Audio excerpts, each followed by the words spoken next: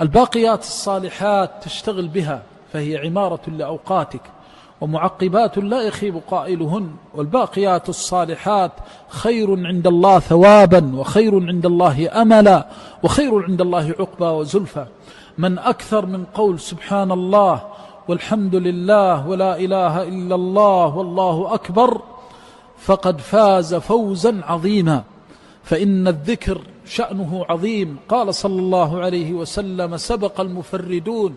قالوا: يا رسول الله هم المفردون؟ قال: الذاكرين الله كثيرا والذاكرات.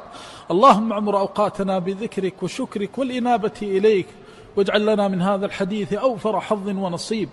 كثرة الذكر، تلاوة القرآن، لا تريد أن تضيع منك ثانية فضلا عن دقيقة. تحس بالغبن وأنت في العشر الأواخر وفي الأيام الفاضلة وفي شهر رمضان إذا جاءك من يشغلك عن ذكر الله، فاشتغل بطاعة الله واشتغل بعمارة وقتك بما يرضي الله.